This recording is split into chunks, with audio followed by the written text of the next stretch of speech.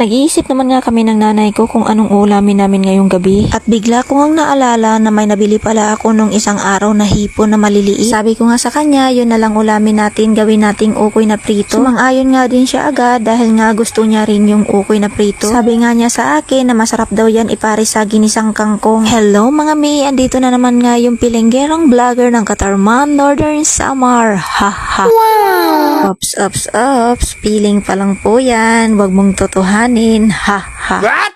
Pagkatapos nga namin mag-usap ng nanay ko about sa ulam ay kumuha na din ako dito ng kangkong sa mga tanim niya. Huwag na nga kayong magtaka kung puro kangkong yung pinapakita kong gulay sa inyo. Bukod sa paborito ko ito at libre pa, o diba saan ka pa? Pagbibili ka nga nito sa labas is yung isang tali 10 pesos or di kaya 20 pesos, o diba? Imbis na ibili mo na lang ng mga lamas, ibibili mo pa ng gulay. Buti na lang pala at mahilig yung nanay ko magtanim ng mga gulay-gulay. Kung hindi, panay bili sana kami sa labas at hindi pa kami makaka-unlimited, o diba?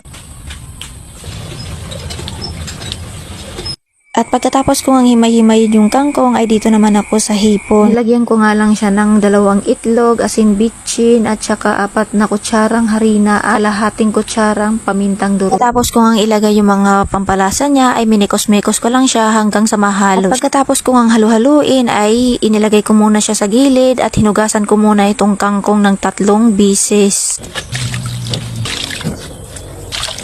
At pagkatapos kong hugasan yung kangkong ay sinunod ko naman tong hiwa-hiwain na mga lamas na gagamitin mamaya natin sa paggigisa ng kangkong. Nag-away pa nga kami ng kapatid ko niya sa mga lamas dahil nga iba yung nabili niya. Pinabili ko nga siya ng toyo suka, bawang at saka bitchin, pero yung nabili lang niya is mantika. Wala nga siyang nagawa kundi bumalik doon sa tindahan at bumili ulit. Natakot ba naman sa maladragon niyang ate? Haha. What? At pagkatapos ko ang hiwa-hiwain yung mga lamas ay nagsalang na ako dito ng kawali at binuksan ko na yung panggatong namin. Uy, hindi yan panggatong. Charis lang. Inantay ko nga lang uminit yung kawali at nilagay ko na yung mantika. Nang mapansin ko nga na uminit na yung mantika ay nilagay ko na yung tinimplahan natin kanina na hipon. Inadyasan ko nga yung apoy para hindi naman siya masunog at maluto yung loob-looban ng hipon na niluluto natin. Huwag na nga kayong magtaka kung natin yung ginagamit ko dahil kasama naman kayo sa vlog ko, kaya natin talaga yung ginagamit ko at hindi lang ako, diva? Kaya wag kayo pala desisyon sa buhay ko dahil akin to, Charis. Haha. What?